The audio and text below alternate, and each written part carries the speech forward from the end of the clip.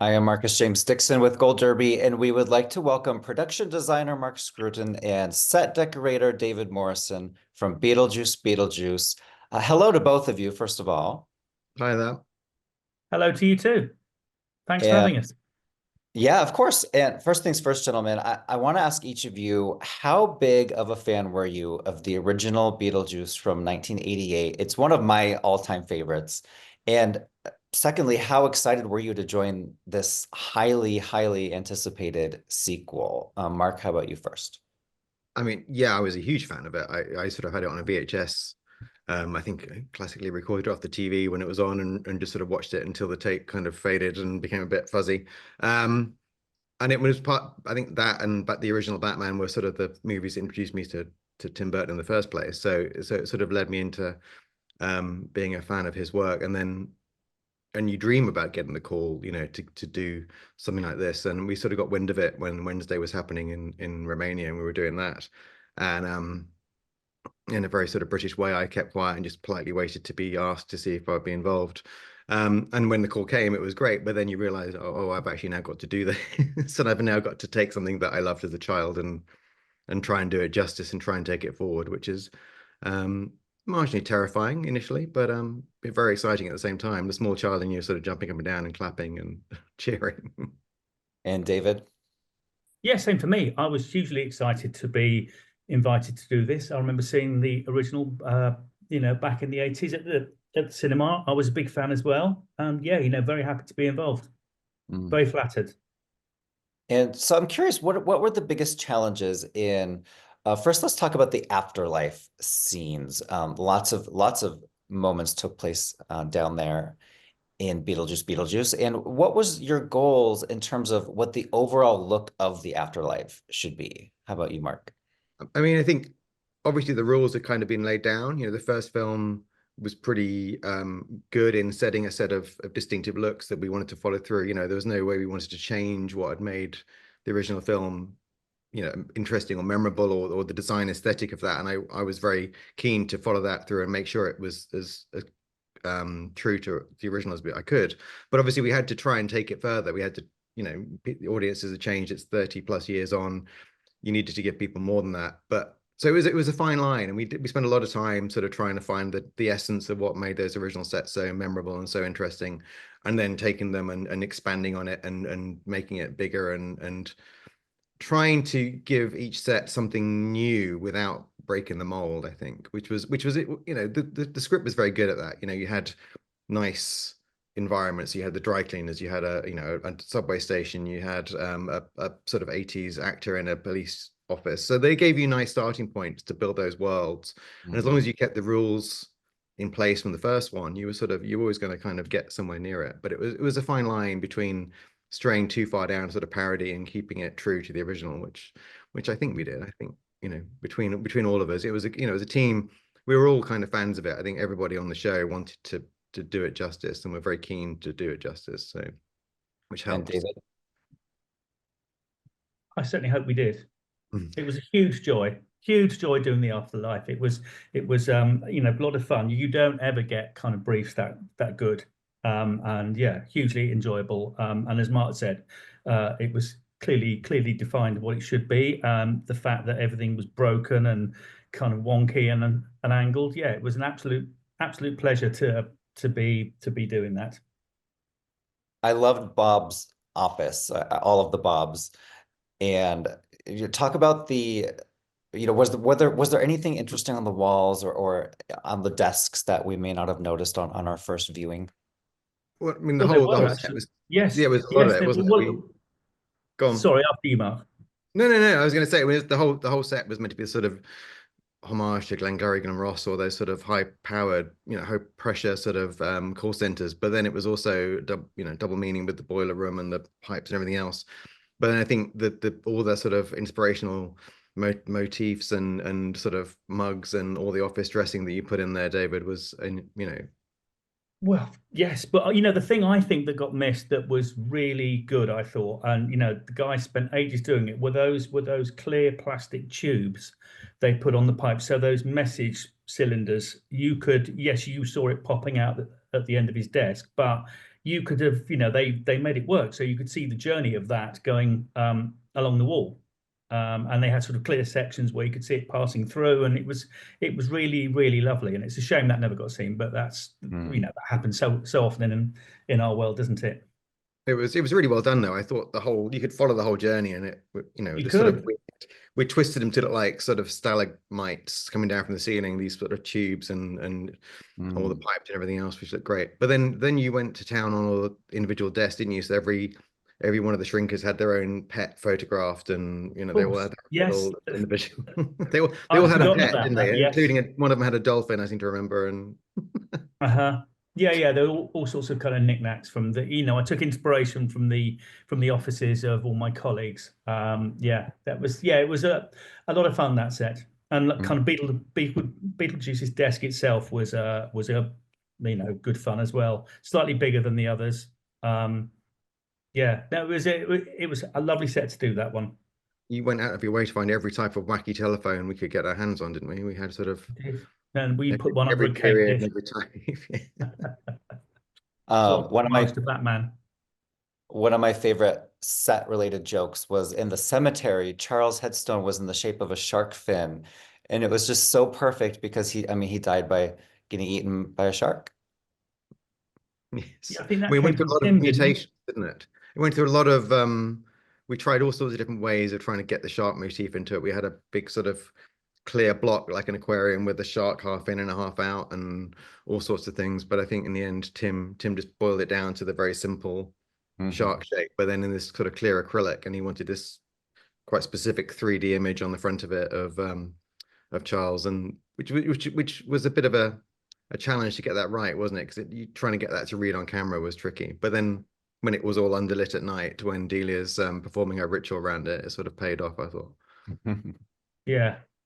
What was it like recreating some of the iconic sets from the house, specifically the attic, which it looked like it was exactly recreated. Was there anything you can tell us about that scene specifically? So, Mark, I think, do you want to take that one?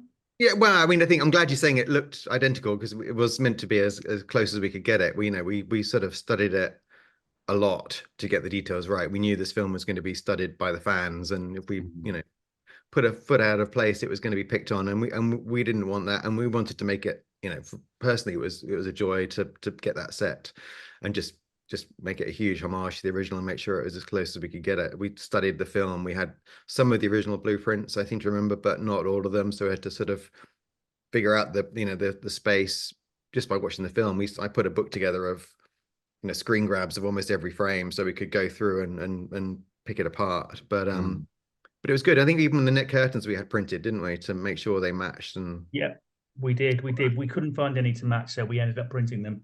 That set for me was a lot easier than the waiting room. The waiting room was quite tricky in that there were no drawings, and it was we were reliant very much on sort of stills from the film and all that sort of very specific furniture that we couldn't find anything to match, so we had to end up making it all, and then we didn't know the sizes, so we ended up measuring against the sort of bodies of the sort of stills of the actors sitting on the set from the first film. We had to sort of get their body proportions and measure from that. But it was a good challenge, but a challenge nonetheless.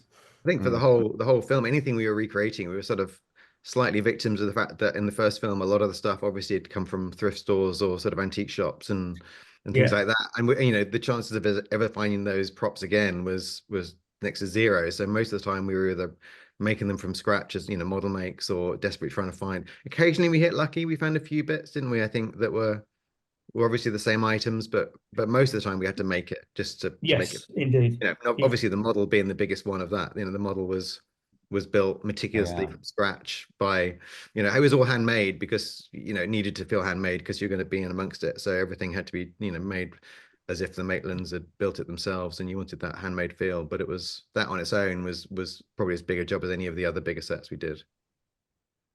What happens to all of these props and sets at the end of production? Do you get to take anything home with you? And I mean, don't say so if you're going to get fired, but If No, only. we would never. Yeah, I No. know. It's I mean, it's all beautiful stuff, but it all goes. I think anything of any sort of value or merit to the archive of the Beetlejuice world has been put into storage, and we kept a lot of it, until the film was released. But I think a lot of it is in storage in a big Warner's warehouse somewhere. But Hmm. some of the things went back with Tim. I think a few nice pieces went back.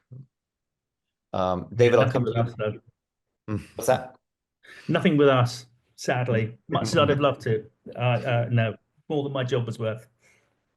And I'll come to you for this one, David. The church scene is the big epic conclusion of the movie. Was that a Yes. real church or was it a build No, it was that a you build. created? It was a build. Yes, yes. Mark designed a very beautiful minimalist church, and we found some pews and found some candelabras and candlesticks and yeah, no, it was a make.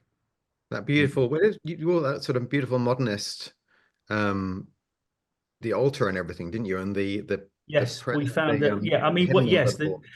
I mean, unfortunately, the altar got taken out, but yeah, there was a lovely modernist altar that there's lots of churches closing down in this country, so finding secondhand church furniture is not that difficult.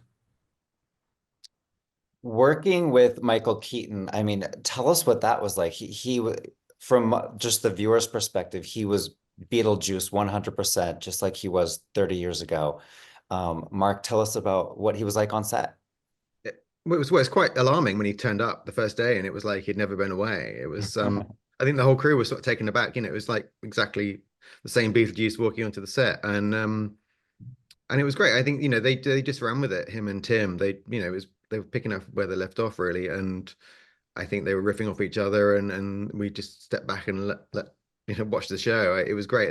They would definitely freeform stuff and throw us curveballs, didn't they? They suddenly decided they wanted, Michael was going to do his whole backstory piece about how he met Dolores. He was going to do that like a sort of a bit of a stand-up comic, or sitting on a bar stool with a microphone, and that all suddenly had to be found, didn't it, on last minute. And Absolutely, and the guitar, I think, was a last minute request, wasn't the it? guitar on the gravestone was, yeah, that was Yeah, that was all sort of thought up on set. So there were lots of these sort of requests coming whenever Michael was and Tim were on set. You knew they were going to get something thrown at you, but we never knew what it was until it happened. But it's fun. It's part of the job. We knew that was going to be the way it was, and that we wouldn't have any other way really, because that was how the first one was done. I think less so on this, because the script was more rounded and they had more material to work with, I think. But certainly we imagined it was going to be much more of a free form kind of affair, which it was. mm. And my favorite is Catherine O'Hara. I mean, I'm going to watch her in anything that she's in. What was she like to work with? She was just brilliant. She was great. I went and spoke to her quite early on, because obviously her husband being Bo Welch, who designed the original one, I just wanted to talk to her about it and explain my take on it, and that I was obviously trying to do the original one justice and everything else, because that was important to me. But she was so lovely, and she would regularly come onto the sets and talk to us about it, and just a delight to be around. I found her really quite wonderful. And you mentioned working with Tim Burton before on Wednesday. So, what's something you can share with us about his directing style that maybe his fans wouldn't know?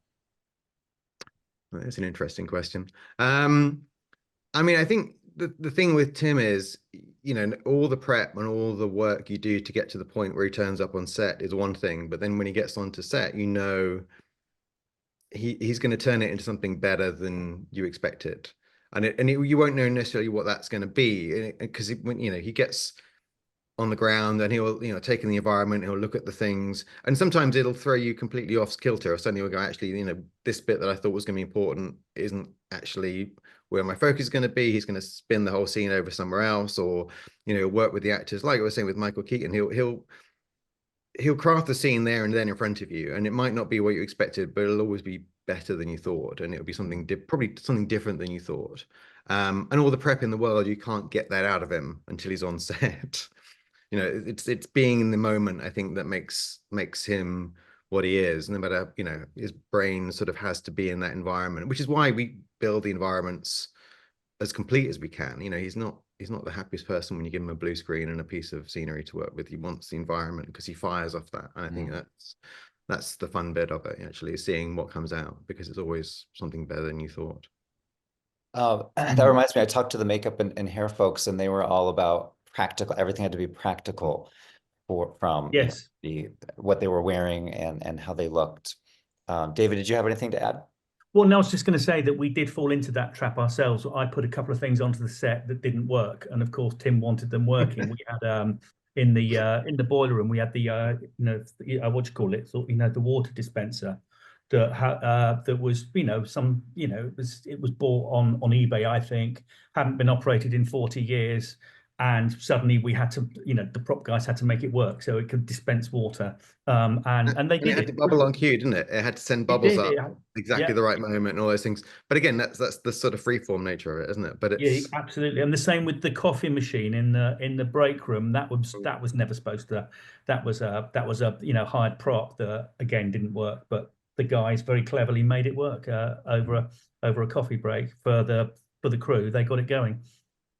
but it was always about the practicalities of stuff. It was always if Yeah. there was 13-foot high birthday cake, wedding cake on set, it had to be a real cake, and the actor had to really go into it, and it had to have all the, needless to say that's slightly fell flat with us as well, because the cake went stale over the filming process and became like a concrete block, didn't it? Which was a bit of a shame. It was actually a genuinely real cake, that cake that came out of the afterlife into the church. But it was all about the reality of it all. There was no, and if something was, if you had a puppeteer or something in a blue suit, they were painted out, but the physicality was always there, the interaction was always there, which was the key part of it.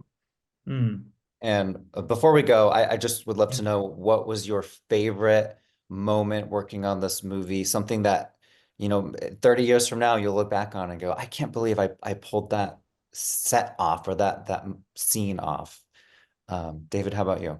Well, I mean, they were. I stand back and I look at stills of some of those sets. The boiler room is impressively large to me. I'm amazed we sort of pulled that set off. It was a challenge, and a hugely enjoyable challenge, but it was hard work. And I was really pleased with that one. And yeah, I think just getting it done on a sort of, it was a really quick shoot. We only had, I don't know, whatever it was, 50 days to shoot the film. And we did a lot set, it was a set a day a lot of the time. Yeah, the fact we all survived it, and we're all smiling and talking to each other still, and we all had a great time. And Mark, close us out. Well, it's interesting because, as David said, there were so many great sets, and every time I'm asked this question, I pick a different one. But I think actually the moment that I felt the most sort of happy with where we were was actually when we did the last day, which was Astrid and Jeremy in the treehouse, because that set had been sat there for best part of 6 months, because we got shut down just before we shot that scene, and we were due to shoot that scene in the middle of summer, and the actor strike and the writer strike shut us down, and that tree sort of sat there all this time, and finally we got to shoot the scene, and we actually got to shoot the scene pretty much on Halloween. And the autumn leaves had come in, and we literally were rushing to get the job done. We had limited time to do it, and as we set it up, the sun was setting exactly the right moment, and the leaves were perfect, and the sun was right behind the treehouse, and you get this beautiful sort of halo effect. And it was at that point, and I was like, okay, that's it. I'm kind of done now. This film is done and is as good as we're going to get it, I think. Well, thank you so much for chatting with us today. Best of luck on the awards circuit happening soon, with all of these awards nominations coming up. We have our fingers crossed for you guys. Thank you so much. Thank you very much.